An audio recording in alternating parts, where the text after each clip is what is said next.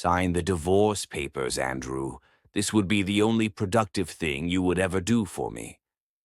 The words hung in the air of the daily grind, thick and suffocating like the smell of the burnt espresso lingering in the vents. Helen's song didn't flinch as she delivered the blow. She sat perfectly upright, her spine a rigid line of expensive silk and unyielding arrogance. She looked at Andrew across the scratched laminate table not as a husband, but as a stain on her record that she was finally scrubbing clean.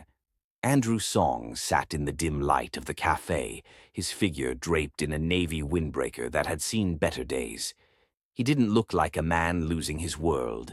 He looked like a man watching a movie he had already seen. His hands, steady and still, rested on the table. He didn't fidget with his wedding ring. He didn't reach out to plead. He just waited. "You're content being invisible, Andrew," Helen continued, her voice gaining a sharp, clinical edge.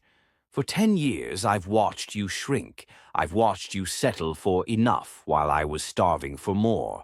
I've worked myself to the bone to climb into circles where people actually matter, and every time I walk into a room, I have to carry the weight of your mediocrity. I want a life that people notice. I want a partner who commands the room, not a man who blends into the wallpaper." She reached into her designer tote bag and pulled out a thick, leather-bound folder. She slid it across the table with a flick of her wrist, as if she were discarding a piece of trash. "The papers," she said. "Everything is laid out. I'm taking the North Ridge house and the city accounts. You keep your little consulting firm and that pathetic apartment you've been scouting. It's fair, considering I'm the one with the actual career trajectory." Andrew looked down at the folder. He knew the contents better than her lawyers did. He knew that the city accounts were actually shells he had funded to ensure she never felt the sting of poverty. He knew the North Ridge house had been purchased through a blind trust he controlled, but he said none of this. If you're enjoying this story of ultimate revenge, subscribe now so you never miss a daily upload, and comment where you are watching from so we will know how far our story has reached. "Is this really what you want, Helen?" he asked. His voice was a low, resonant calm that seemed to frustrate her. "What I want is to never have to apologize for you again," she snapped. "I want to breathe without feeling like your lack of ambition is sucking the oxygen out of the room. Sign it, Andrew. Kelvin is waiting in the car, and I have a dinner at 8 that actually has an impact on my future." Andrew picked up the plastic ballpoint pen. He didn't hesitate. He didn't ask for a week to think. He opened the folder to the final page and pressed the nib to the paper. He signed his name, Andrew Song. He didn't add the S for Sterling. He didn't include the suffix that indicated his status as the primary shareholder of the city's largest conglomerate. He signed it as the ghost she wanted him to be. Helen snatched the folder back the second the ink was dry, checking the signature with a dismissive grunt. "Finally," she breathed. "You know, I almost feel sorry for you. You're going to sit in that tiny apartment, doing your little numbers for local shops, and you'll die without anyone ever knowing you were here. You're a footnote, Andrew, and I'm the lead." Andrew stood up as she gathered her things. He didn't look like a defeated man. He looked like a man who had just finished a very long, very tiring shift. "I hope the life you're chasing gives you peace, Helen," he said. The words were simple, but they carried a weight of finality that made Helen pause for a fraction of a second at the door. Then she shook it off and stepped out into the cold afternoon air. Outside, the metallic black Mercedes-AMG was idling at the curb, its engine a low, predatory growl. Kelvin Tates sat in the driver's seat, his designer sunglasses reflecting the gray sky. He didn't get out to help Helen with her bags. He just watched her through the tinted glass, his smirk visible. As Helen climbed in, Kelvin looked toward the cafe window and saw Andrew standing there. Kelvin rolled down the window, the cold air rushing into the climate-controlled cabin. "Hey, Song," Kelvin shouted, his voice dripping with condescension. Tough break, buddy. But look at the bright side. At least now you don't have to pretend to be a big shot at dinner parties anymore. If you ever get tired of your little spreadsheets, give me a call. I might need someone to wash the rims on this thing. Helen didn't tell him to stop. She didn't even look back. She leaned into the leather headrest and closed her eyes as Kelvin roared away from the curb, leaving Andrew standing in a cloud of gray exhaust. The sun began to set over the city, casting long, jagged shadows between the skyscrapers. While Helen was likely sipping a martini and celebrating her liberation, Andrew began his walk. He didn't call an Uber. He didn't flag a taxi. He walked through the crowded streets of the financial district, a ghost among the suits. He passed the Star Holdings building, a monolith of glass and steel that bore no name on its exterior, known only by those in the inner circles as the center of gravity for the nation's economy. The security guards at the private entrance straightened their posture as he passed, though he didn't enter. They knew the Navy windbreaker. They knew the face, but they knew better than to speak. 2 hours later, the scene shifted to the Obsidian Lounge. The lounge was a cathedral of glass, suspended 40 stories above the street. It was where the city's elite came to see and be seen. Helen sat at a circular booth, the center of attention. Around her were Sarah, Chloe, and Amanda, women who measured friendship in social capital. "To the divorce," Sarah squealed, clinking her glass against Helen's. "To shedding the human anchor." Helen laughed, but it didn't reach her eyes. She was still riding the adrenaline of the afternoon. "It's like I can finally hear myself think," she told them. "You have no idea what it's like to live with a man who is so beige. Every morning, the same coffee. Every evening, the same consulting files. He had no fire, Sarah. No edge." "What did he actually do?" Chloe asked, leaning in with a gossiping glint in her eye. "I mean, he was always so vague. Consulting. Was he just unemployed and hiding it?" "Worse," Helen said, waving a hand dismissively. "He did numbers. Small-scale bookkeeping for local firms. Dry cleaners, family bakeries, that sort of thing. He was a glorified accountant who didn't even have the ambition to get a CPA. He was content to earn just enough to keep the lights on while I did the heavy lifting." "It's a tragedy," Amanda sighed. "A woman with your drive married to a man who is literally nothing." "Well," Helen said, looking out at the glittering lights of the city, "nothing is in the past now. I have a meeting with the Star Global recruiter tomorrow. Kelvin says I'm a shoo-in for the senior legal lead. I'm moving into the world where things actually happen."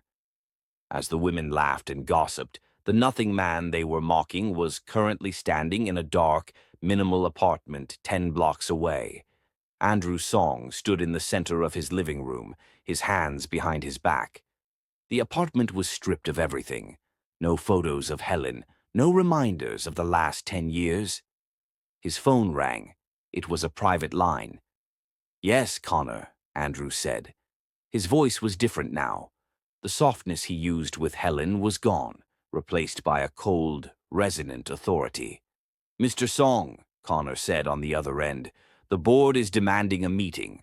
The London merger is hanging by a thread, and they've realized the silent architect is the only one who can sign the final authorization. They're panicking." Andrew looked out at the Star Holdings tower, his eyes reflecting the cold light of the city. "Let them panic for a week," Andrew said. "I have some trash to clear out before I return." The silence in the apartment was absolute, a stark contrast to the performative noise of Helen's life. Andrew stood by the window of his new home, a space that felt more like a command center than a residence. Every line was clean, every surface was uncluttered. He watched the city lights flicker, realizing that for 10 years he had been living in a curated fiction. He had played the role of the beige husband so well that he had almost started to believe in the mask himself. He sat at a desk made of reclaimed oak, the only expensive piece of furniture in the room. and opened a secure laptop. The screen flickered to life, requiring a biometric scan. This was the nerve center of Star Holdings. He didn't look at the stock tickers or the fluctuating market caps of his subsidiaries. Instead, he pulled up a hidden directory labeled Legacy. HS inside were thousands of documents, proof of a decade of silent labor. He scrolled through the first folder, 2015, bar exam and certifications. He remembered those nights vividly. Helen had failed her practice exams 3 times, her confidence crumbling into fits of tears and rage. While she slept, Andrew had stayed up, rewriting her study guides into simplified logic trees that her mind could grasp. He had quietly paid a top-tier tutor to win a contest she entered, ensuring she got the best training under the guise of a merit-based prize. He had even manipulated the local firm's hiring algorithm to ensure her resume was the first one the senior partners saw. He clicked on another folder. 2018, the North Ridge acquisition. Helen thought they had gotten the house because of a lucky dip in the market and her shrewd negotiation. In reality, Andrew had purchased the debt of the previous owner through a shell company and forced a quick sale at a loss, just to see the look of triumph on Helen's face when she told him she had saved the family. If she loved me, Andrew whispered to the empty room, she wouldn't have needed to know. It had been his ultimate test. He had built an empire for her, but he refused to be loved for the empire. He wanted to know if the man who made her tea and listened to her complaints about the office was enough. Today, at that grease-stained café, he had received his final answer. He wasn't enough. He was an anchor. He was beige. He was a mistake she wanted to erase. The phone on the desk vibrated. It was Connor again. "Sir, I've received an inquiry from the Star Global subsidiary," Connor said, his voice hesitant. "It's regarding a new hire for the legal compliance team, a Helen Song. She's coming with a very aggressive recommendation from Kelvin Tates.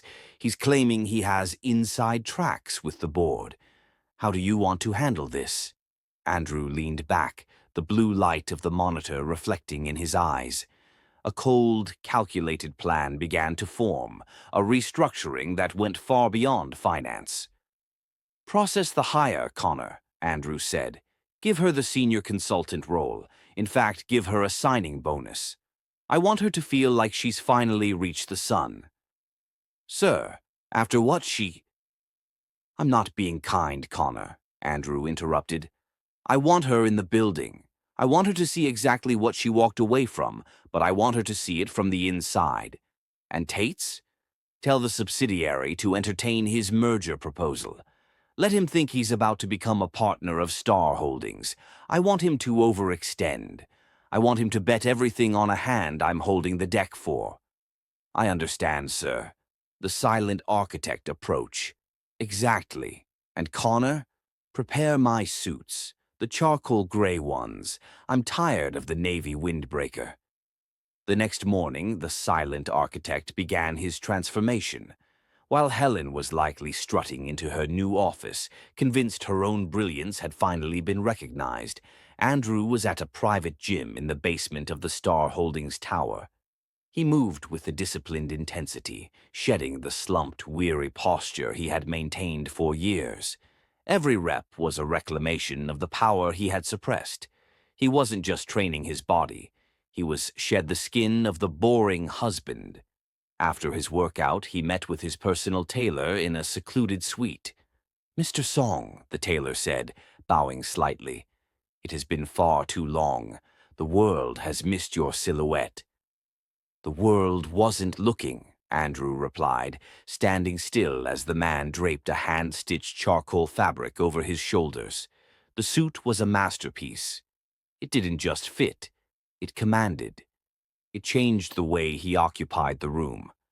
When he looked in the mirror, the man who scrubbed scorched pots in a dim kitchen was gone. In his place was the founder of an empire, a man whose single signature could move markets and crush careers. "We have the board meeting scheduled for Thursday," Connor said, entering the suite with a tablet. The London group is arriving. They've heard whispers that you might show your face. The internal security is on high alert. No one outside the executive floor knows your identity yet." "Let's keep it that way for now," Andrew said, adjusting his cuffs. "I want to walk through the lobby. I want to see the new Star Global team in action." "Is that wise, sir? Helen will be there." "I know," Andrew said, a faint, dangerous smile touching his lips. "That's the point. I want to see if she recognizes the man who paid for her life when he's not carrying her groceries." Meanwhile, at Star Global, Helen was having the best day of her life. She sat in her new office, a glass-walled box that overlooked the city. She spent the morning ordering new furniture on the company's dime and condescending to the junior associates. Kelvin had visited her twice, kissing her in front of the staff, loudly talking about their upcoming power move. "This is it, babe," Kelvin said, leaning against her desk. "We're in. I've got the meeting with the subsidiary VP tomorrow. Once the merger goes through, we'll be the ones calling the shots. I told you that song guy was holding you back.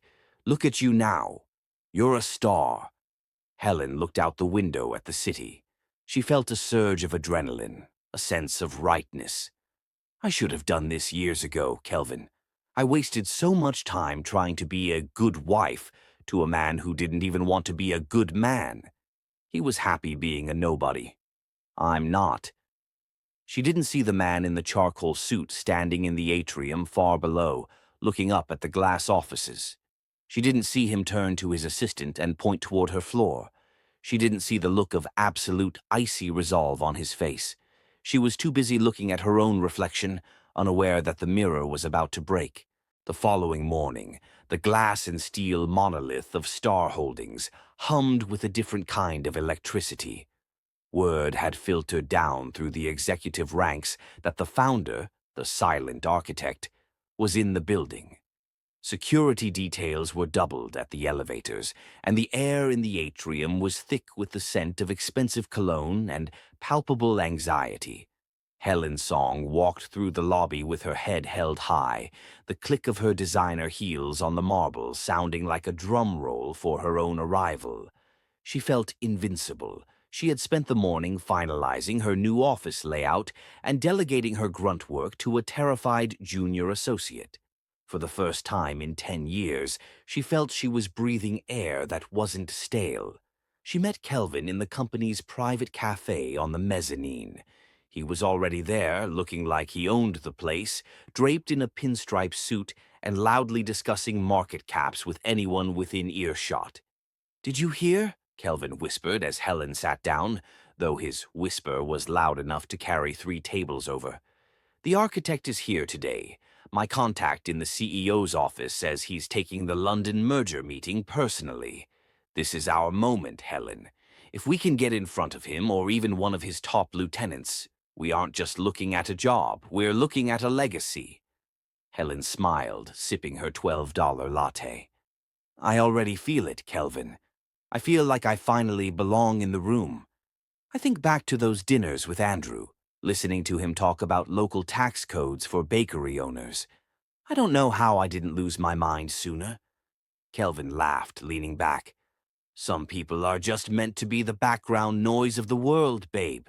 Andrew is the white noise. We're the melody." As Kelvin spoke, a man walked past their table. He was moving toward the private elevator bank, flanked by 2 security guards and a man in a sharp suit holding a tablet. The man in the center wore a charcoal gray suit that seemed to absorb the light around it. His gait was steady, powerful, and utterly controlled. Helen's gaze lingered on his back. A strange, cold shiver raced down her spine, a flicker of familiarity that she couldn't quite place. The breadth of the shoulders, the way he tilted his head when his assistant spoke.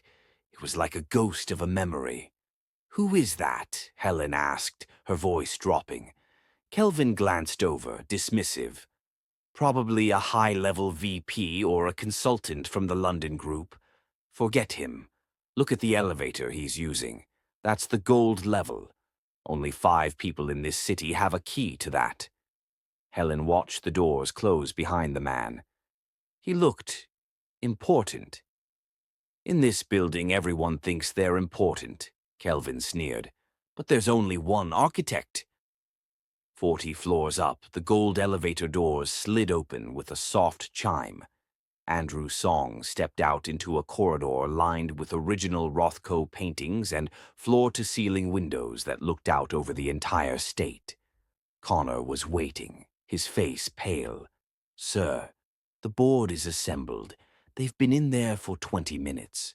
The London representatives are threatening to walk if the founder doesn't show in the next 5. They think we're stalling because the numbers don't add up." Andrew adjusted his silk tie, his reflection in the glass showing a man whose eyes were as cold as the steel outside. "The numbers add up, Connor. They just don't like what the numbers say about their incompetence. Let's go." Andrew pushed open the heavy mahogany doors of the main boardroom. The room was a cathedral of ego.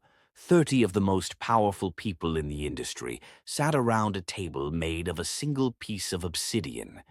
When Andrew entered, the room didn't just go quiet. It seemed to lose its atmosphere. He didn't wait for an introduction. He didn't offer a handshake. He walked to the head of the table, the seat that had remained empty for a decade, and sat down. "You have 5 minutes to tell me why I shouldn't dissolve this merger and buy your firm for parts," Andrew said. His voice wasn't loud, but it carried a weight that made the senior partner of the London group physically recoil. "And who are you?" the partner stammered, looking at Connor for help. Connor didn't look back. He stood behind Andrew with his hands clasped. "You are speaking to the founder and majority shareholder of Star Holdings. You are speaking to the architect." A collective gasp rippled through the room. These were people who had dealt with Andrew's proxies for years. They had received his memos, feared his audits, and profited from his genius. But none of them had ever seen the face behind the curtain. They looked at the man in the charcoal suit and saw a titan. For the next 3 hours, Andrew didn't just lead the meeting. He conducted a masterclass in corporate warfare. He knew every decimal point of their debt. He knew the names of the board members they were trying to bribe in Brussels. He dismantled their 3-year projection in 10 minutes, showing them exactly where their greed had blinded them to the reality of the market. "I don't play games with my capital," Andrew said, closing the folder with a sharp thud. "You will accept the revised valuation by midnight, or I will initiate a hostile takeover of your parent company by Monday morning. Connor will show you the door." As the room cleared, the executives moved like men fleeing a burning building. Andrew stayed in his seat, looking out at the city. He felt the power humming in his veins, a power he had suppressed for a woman who thought he was beige. "Sir," Connor said, re-entering the room, "the mixer for the Star Global subsidiary is starting in the atrium. Helen Song is on the guest list. She's been very vocal about her connections to the executive level." Andrew stood up, smoothing his jacket. "It's time she learned the difference between a connection and a creator. Let's head down. I want to see her in the light she fought so hard to reach." The atrium was transformed. Strings of fairy lights draped from the glass ceiling, and white-gloved servers moved through the crowd with trays of vintage champagne. This was Helen's dream. She moved through the throng of executives, her laughter light and practiced, leaning into Kelvin as he regaled a group of junior partners with a story about a secret deal he was closing. "And I told the VP," Kelvin laughed. "I said you want a disruptor. You're looking at him. Star Holdings is great, but it needs a little more teeth." Helen caught her reflection in a champagne flute. She looked perfect. She looked like she belonged. Suddenly, the music dipped. The crowd near the grand staircase parted as if by an invisible hand. A small group of men descended, led by the man in the charcoal suit. The air in the room changed instantly. The gossip died, replaced by a heavy, reverent silence. "That's him," someone whispered. "That's the architect." Helen turned, her heart hammering. She wanted to see the man who owned the world. She pushed through the crowd, Kelvin following closely behind, both of them eager to catch the eye of the Titan. As the man reached the bottom of the stairs, he stopped. He was 20 feet away. The light from the atrium hit his face clearly for the first time. Helen's champagne glass slipped from her hand. It shattered on the marble floor with a sound that seemed to echo for an eternity. The cold liquid splashed her shoes, but she didn't feel it. She didn't feel Kelvin's hand on her arm. She looked at the man in the charcoal suit. The sharp jaw, the cold, intelligent eyes, the effortless command of the room. It was the man who had cooked her dinner 3 nights ago. It was the man she had called a loser in a drafty café. It was Andrew. Andrew's gaze swept across the room. It landed on Helen. For a heartbeat, the entire world stopped. He didn't smile. He didn't sneer. He didn't show a flicker of the husband who had loved her. He looked at her exactly as he had looked at the London board, as a line item that no longer balanced. Then, without a word, he looked right through her and continued walking toward the VIP lounge, leaving her standing in the wreckage of her own ambition. The silence in the atrium was deafening, broken only by the frantic sound of a server rushing to clean up the shards of Helen's shattered glass. She stood frozen, her breath coming in shallow, jagged gasps. Beside her, Kelvin hadn't noticed her collapse. He was still staring at the back of the man in the charcoal suit, his eyes wide with a mix of fear and greedy calculation. "Did you see that, Helen?" Kelvin whispered, his voice shaking with excitement. "That was him. That was the architect. He looked right at us. God, I knew if we stood near the front we'd get noticed. We need to follow him. If I can just get 30 seconds of his time." "Kelvin, stop!" Helen choked out. She felt sick. The world was spinning, the glittering lights of the atrium turning into dizzying streaks of gold and white. That's Andrew." Kelvin laughed, a sharp, dismissive sound. "What? Andrew? Babe, you've got divorce brain. That man just commanded a room of billionaires.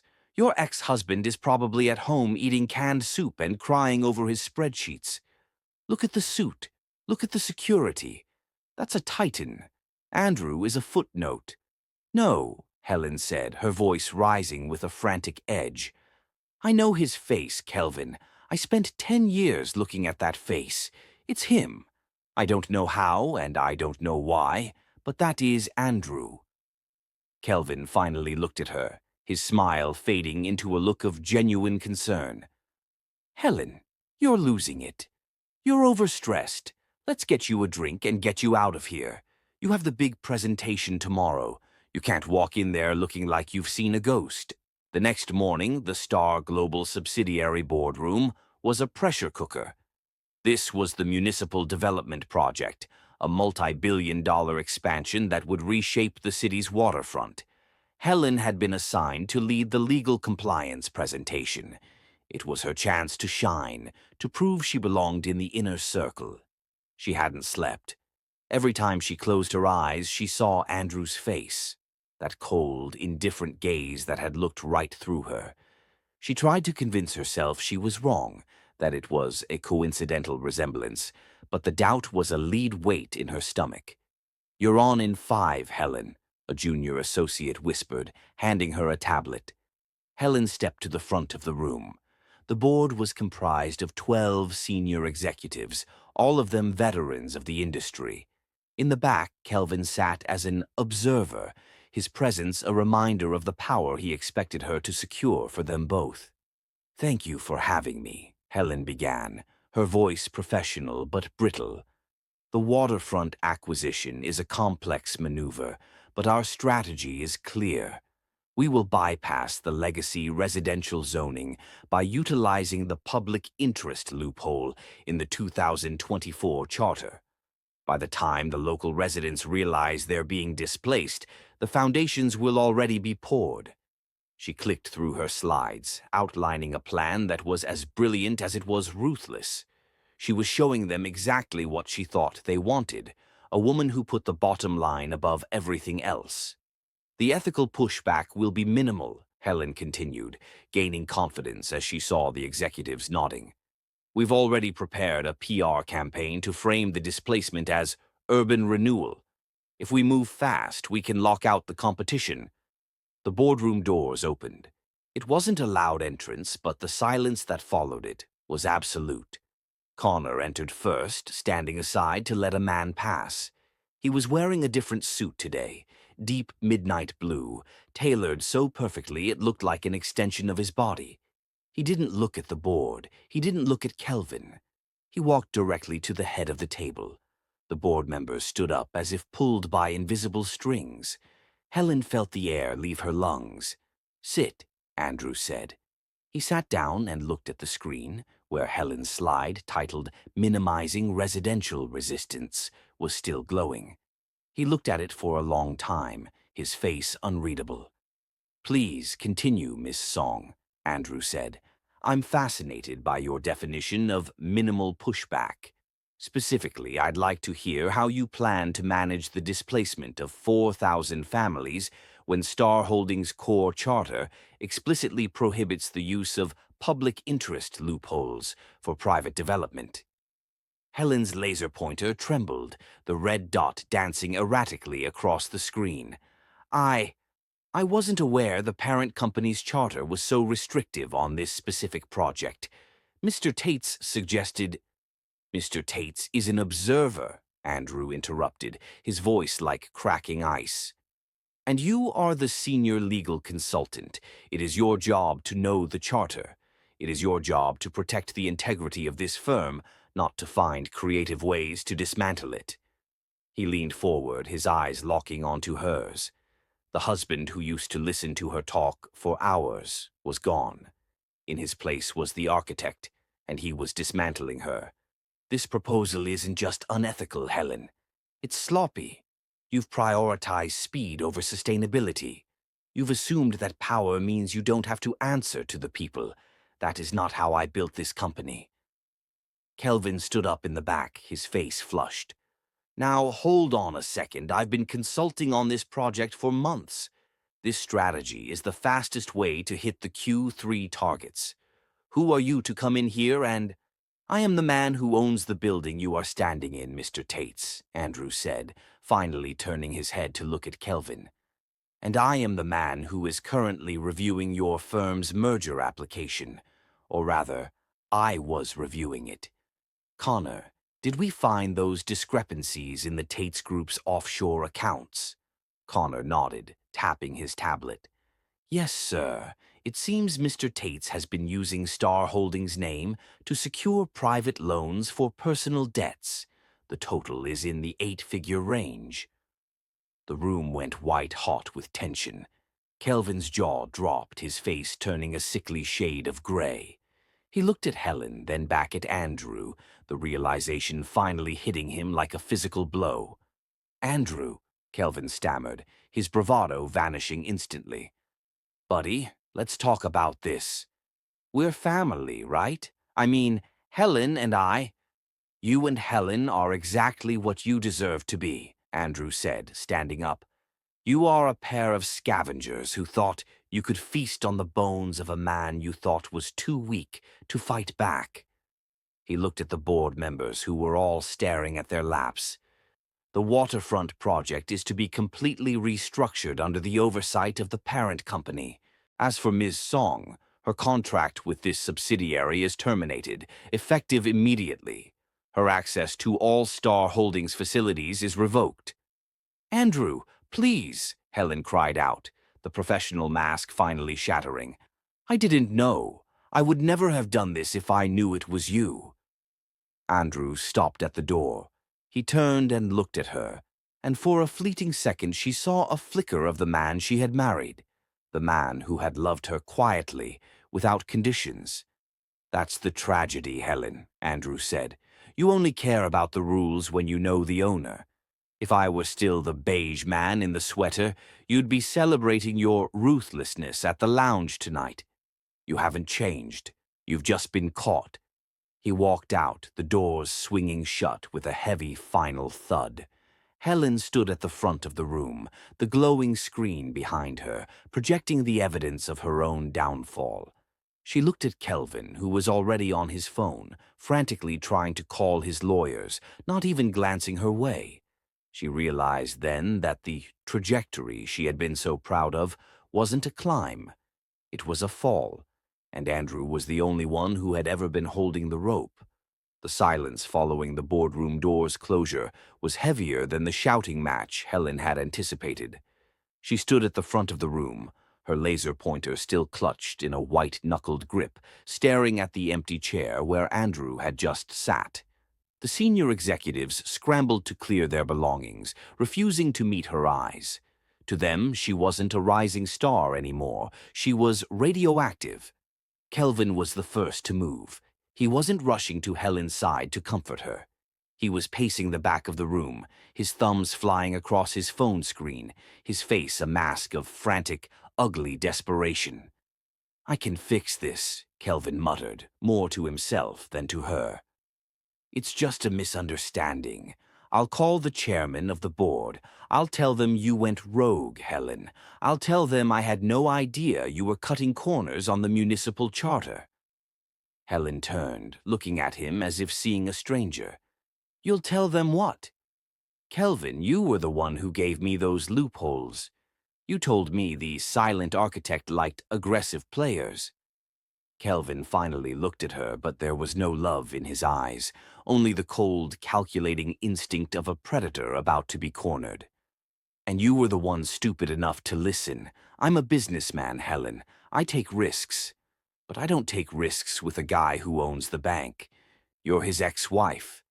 This is personal for him. If I stay tied to you, he'll bury me just to get to you. I can't let that happen." "Kelvin, we're a team," she whispered, her voice cracking. "We were a team when I thought you were my ticket into Star Holdings," Kelvin snapped, shoving his phone into his pocket and grabbing his briefcase.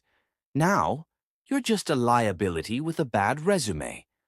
Don't call me. I need to go see my lawyers and figure out how to distance the Tates Group from this disaster." He walked out without a backward glance, leaving Helen alone in the cold, fluorescent light of the boardroom. The power couple she had envisioned had lasted less than a week. Helen didn't go back to her office. She couldn't face the pitying looks of the associates. Instead, she took the private stairs up toward the executive floor. She didn't have clearance, but the security guards, perhaps out of a lingering sense of confusion over her identity, didn't stop her until she reached the final set of double doors. Connor was standing there, his expression unreadable. "He's busy, Helen," Connor said quietly. "I need to see him, Connor. Please. This isn't just about the job, it's about everything." Connor sighed and stepped aside, the heavy doors hissing open. Andrew's office was a sanctuary of dark wood and quiet power. He was standing by the floor-to-ceiling window, his back to the room, looking out over the city as if he were memorizing its blueprints. He didn't turn around when she entered. "I'm leaving him," Helen blurted out, the words tumbling over each other. "Kelvin, he's not who I thought he was. He just tried to blame the whole municipal project on me. Andrew, I see it now. I see what you were trying to do for me. I was blinded by the light, but I'm back. We can fix this. We can go back to the way it was." Andrew slowly turned around. He looked tired, not the weary, defeated tired of the beige husband, but the profound exhaustion of a man who had finally seen the end of a long, futile road. "You don't want to fix us, Helen," Andrew said, his voice flat. "You want to fix your situation. If Kelvin had succeeded in that boardroom, you'd be at dinner with him right now, toasting to your brilliance. You're only here because the bridge you tried to cross burned down while you were standing on it. That's not true. I love you, Andrew." "You love the architect," Andrew corrected her. "You love the man who can sign a check and make Kelvin Tates disappear. But the man who made you tea when you were sick, the man who stayed up all night rewriting your study guides, you called him a ghost. You called him a loser in a café 3 days ago. That man is gone. You killed him." He sat down at his desk and picked up a sleek black handset. He dialed a short extension. "Connor, bring in the final disclosure files." Connor entered a moment later, laying a series of folders on the desk. Andrew flipped one open, his eyes scanning the documents with clinical efficiency. "Do you know what these are, Helen? These are the protection protocols. For 10 years, I've had a team of 12 people whose only job was to ensure your life ran smoothly, without you ever knowing why. The lucky dip in the housing market when we bought the North Ridge house. My firm subsidized the loss. The merit-based scholarships for your law degree. I funded the trust. Even the aggressive recruiter who called you for the Star Global job. I gave the order." Helen felt the room tilt. You did all of that? I wanted to give you the world, Helen. But I wanted you to want me more than the world I gave you. I failed that test." He looked up at her, his eyes cold. "So I'm removing the protection. All of it. What does that mean?" "It means," Andrew said, closing the folder with a finality that sounded like a coffin lid, "that as of 5 minutes ago, the anonymous trust paying the mortgage on the North Ridge house has been dissolved. Your legal defense fund for the upcoming Tates Group investigation is gone. The favorable interest rates on your personal accounts have been reset to market standard. And since your contract with Star Global was terminated for cause, you'll find your professional reputation is exactly what you earned. 0. Andrew, you're ruining me. I'll have nothing." "No," Andrew said, standing up and walking toward the door. "I'm giving you exactly what you asked for. You told me you wanted to be seen for who you are. You told me you were tired of living in my shadow. Well, the shadow is gone, Helen. Now we get to see if you can actually stand in the light." He didn't wait for her to cry or plead. He walked past her, the scent of his expensive cologne, a lingering reminder of the man she had never truly known. As he reached the door, he paused, but he didn't look back. "I've cleared your things from the apartment," he said. "They're in a storage unit downtown. I've paid for the first month. After that, you're on your own." The doors closed. Helen stood in the center of the vast, silent office, the glittering city skyline mocking her from the window. She had the ambition. She had the drive. She had the trajectory. But for the first time in her life, she had no one to catch her when she fell. "I understand. I moved too fast to the ending. Let's slow down and focus entirely on the immediate fallout. The transition from power woman to social pariah didn't happen in a day. It happened in an hour." When Helen stepped out of the Star Holdings executive elevator, she still had the lingering scent of Andrew's expensive cologne on her skin and the sting of his words in her ears. She tried to maintain her composure, clutching her designer bag as if it were a shield. She headed for the parking garage, her mind already racing. She would call a different lawyer. She would tap into the rainy day fund Andrew had set up for their marriage. She would survive. She reached her car, a pearl-white Porsche Macan that had been a surprise gift for their 9th anniversary. She pressed the key fob. Nothing happened. She pressed it again, harder. The lights didn't flash. The doors remained locked. She pulled a physical key from the fob and forced the door open. But when she climbed inside and pushed the ignition, the dashboard didn't glow with the usual sleek interface. Instead, a single line of red text appeared on the center console. "Asset recovery initiated. Lease terminated." A cold sweat broke out across her forehead. Andrew wasn't joking. The protection wasn't just a metaphor. It was the digital and financial infrastructure of her entire life. She scrambled for her phone to call Kelvin, but before she could dial, the screen went black. A notification popped up. "Corporate account deactivated. Handset restricted." She was standing in a $5,000 suit in a dead car with a dead phone. The silence of the parking garage felt like it was closing in on her. Helen managed to flag a taxi, promising the driver a massive tip once they reached her house. She just needed to get to her laptop. She needed to access the private accounts. When they pulled up to the North Ridge estate, the sight made her stomach drop. Two men in dark windbreakers were standing on her lawn, hammered a "for sale" sign into the dirt. A black SUV was parked in the circular driveway. "What are you doing?" Helen screamed, leaping out of the taxi. "This is my house. I live here." One of the men, a stone-faced individual holding a clipboard, looked up. "Ms. Song, we're with Sterling Asset Management. We received a court-ordered dissolution of the housing trust at 2:15 p.m. today. Since the trust was the sole owner and the primary beneficiary has withdrawn support, the property is being prepped for immediate liquidation." "You can't do that. I have a right to my belongings."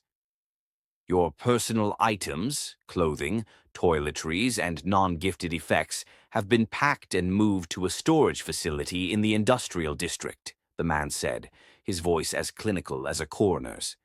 "The jewelry, the art, and the furniture were all purchased by the trust. They remain with the estate. Here is the address for the storage unit. Your first month is paid. We suggest you find a way to settle the taxi fare, Ms. Song. The driver looks impatient." Helen turned. The taxi driver was leaning out the window, looking at the "for sale" sign, and then back at her. He didn't look like he believed in her trajectory anymore. She reached into her bag and pulled out her black titanium credit card, the one that had never failed her. "Here, take this. Run it for whatever you want." The driver swiped it on his handheld reader. Declined. He tried again. Declined. Account closed. "Look, lady," the driver snapped. "I don't care who you're divorcing. I want my $40 or I'm calling the cops." In a state of total humiliation, Helen had to dig through her bag and hand over a pair of diamond earrings she had tucked in her side pocket, a gift from Andrew for her last birthday. The driver took them, bit one to check the stone, and sped off, leaving her standing on the sidewalk of the neighborhood that used to envy her. The rest of the week was a descent into a nightmare. Helen checked into a mid-range hotel using the last of the cash she had in her purse, but by the second night, she was told her reservation couldn't be extended. Every account she touched turned to ash. The merit-based scholarships she had boasted about. The university sent her a polite but firm letter stating that the anonymous donor had ceased payments, and she owed a back balance of $60,000 for her final semester of law school. The aggressive recruiters who had been headhunting her. They stopped answering her calls. When she finally cornered one at a local networking event, the woman looked at her with a mixture of pity and horror. "Helen, I'll be honest with you," the recruiter whispered, pulling her into a corner. "Word is out. You didn't just lose your job, you lost your shadow. Everyone in this city knows that your success at your previous firm was managed. They know about the municipal project ethics violation, and they know that the architect has withdrawn his favor. You're not just unemployed, Helen. You're an insurance risk." "I was a senior consultant," Helen hissed. "I have a track record." "You have a track record that looks like a fairy tale written by a husband who loved you too much," the recruiter countered. "Without Andrew Song's name behind you, you're just a lawyer who tried to displace 4,000 people for a quick bonus. No one wants that on their letterhead." The final blow came on Friday. Helen was sitting in a crowded, noisy diner, staring at a laptop she had bought with the proceeds from hawking her watch. She was looking for Kelvin. She had sent him 20 emails. She needed him to tell her that his firm's merger was still alive. She needed to know that someone was still on her side. She saw the headline on a news site. "Tate's Group CEO indicted. Kelvin Tates sought for fraud." The article was brutal. It detailed how Kelvin had used Star Holdings' name to secure illegal loans. It mentioned a whistleblower who had provided 10 years of financial data that mapped Kelvin's every move. But the part that made Helen's heart stop was the final paragraph. Sources say the investigation was triggered after the Tates Group attempted to move against a subsidiary of Star Holdings. In a statement, Star Holdings counsel Connor Reed said, "The company has a zero-tolerance policy for parasites. Once the protection was removed, the rot was easy to see." Helen closed the laptop. She looked at her hands. They were shaking. She realized then that Andrew hadn't just taken her money. He had taken her reality. He had shown her that she wasn't the lioness she thought she was. She was a house cat who had been allowed to play in a forest because the tiger was watching over her. Now the tiger was gone, and the forest was very, very hungry. 2 years later, the city of Northridge had moved on from the scandal of Star Global and the collapse of the Tates Group. In the fast-paced world of high finance, a fallen star is forgotten as soon as the next quarterly report is filed. To the public, Helen Song was a name that appeared briefly in a cautionary tale about corporate ethics before vanishing into the static of the city. Helen lived in a world of muted colors now. She occupied a fourth-floor walk-up in a district where the buildings were covered in soot, and the sirens never seemed to stop. The view from her window wasn't the sparkling harbor or the Star Holdings tower. It was a brick wall and a rusted fire escape. Her morning routine was a ritual of survival. She made her own coffee, cheap, bitter grounds, and dressed in a suit she had bought at a consignment shop. It wasn't silk, it didn't fit perfectly, but it was hers. She worked at a small, overworked public defense office, handling the cases no one else wanted. She spent her days in drafty courtrooms, fighting for people who couldn't afford her name, let alone the power woman persona she used to inhabit. She had learned the truth of Andrew's parting words. The world was indeed an expensive place when you had to pay for it with your own soul. Andrew's song, meanwhile, had become a legend by becoming a ghost. After stepping into the light to purge the parasites, he had slowly receded back into the quiet life he preferred. He remained the majority shareholder of Star Holdings, but he had appointed a new board, one built on the ethics he had championed. He spent his time on what he called the architect's legacy. He didn't build skyscrapers anymore. He built foundations. He funded anonymous initiatives that rebuilt crumbling neighborhoods. He created scholarships that actually required merit, not a husband's thumb on the scale. He moved through the city not as a celebrity, but as a citizen. He had traded the charcoal gray suits for simple, well-made coats and navy sweaters. He looked younger. He looked lighter. On a crisp Tuesday afternoon, Andrew was sitting on a park bench near the city's new waterfront park, the very land that had almost been stolen for a private playground. He was reading a book, a small bag of birdseed by his side.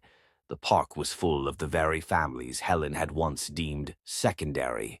Children were running on the grass. Elderly couples were walking along the pier. It was a world he had built, and he was happy to be a stranger in it. Helen saw him from a block away. She was walking home from a particularly grueling day at the courthouse, her briefcase heavy and her feet aching. She stopped, her breath catching in her throat. Even from a distance, even in a simple coat, she knew the tilt of his head. She knew the way he sat, still, observant, a man who didn't need to shout to be heard. A wave of emotion hit her so hard she had to lean against a lamppost. For 2 years she had rehearsed this moment. In her mind she had apologized, she had explained, she had begged. She had even imagined him taking her back, realizing that the hard way had finally made her the woman he always wanted her to be. She adjusted her hair, wiped the sweat from her brow, and began to walk toward him. Every step felt like a mile. "Andrew," she said, her voice barely a whisper as she reached the bench. Andrew didn't look up immediately.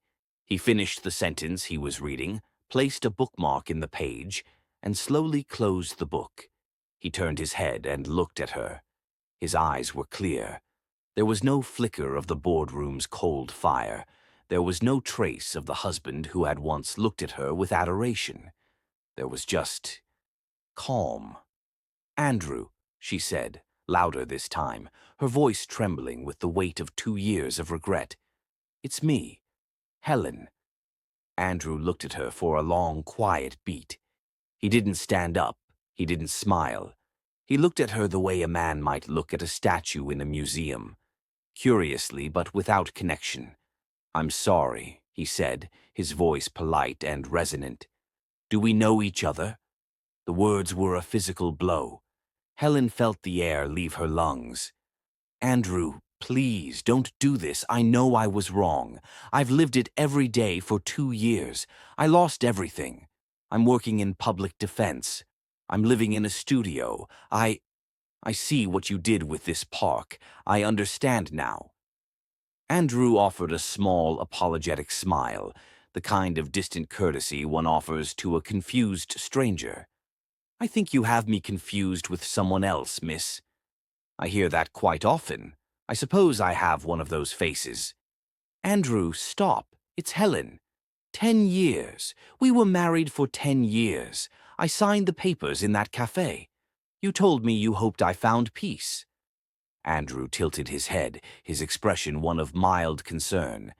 10 years is a long time to spend with someone. I'm sure if I had been married for a decade, I would remember the face of my wife. And you look like someone who has had a very difficult afternoon." He stood up, brushing a few stray seeds from his coat. He looked at her one last time, and for a fraction of a second, Helen looked for a spark, a sign of the man who had stayed up all night to help her study. But there was nothing. The protection was truly gone. He had not only removed his money and his name, he had removed her from his history. "There's a small café around the corner," Andrew said kindly. "They have excellent tea. It might help you find some of that peace you mentioned." "Good day, miss." He gave her a brief, respectful nod and began to walk away. He moved into the crowd of people enjoying the park, disappearing into the sea of happy families and laughing children. Helen stood by the bench, her briefcase at her feet. She watched him go until he was just another silhouette in the late afternoon sun. She realized then that this was the final act of the architect. He hadn't punished her with fire. He had punished her with ice. He had given her exactly what she asked for in that divorce café. He had become invisible. She sat down on the bench he had just vacated. It was still warm from his presence. She looked out at the park, at the legacy of a man she had called a failure. She was alone in the light she had fought so hard to reach, and it was the coldest place on earth.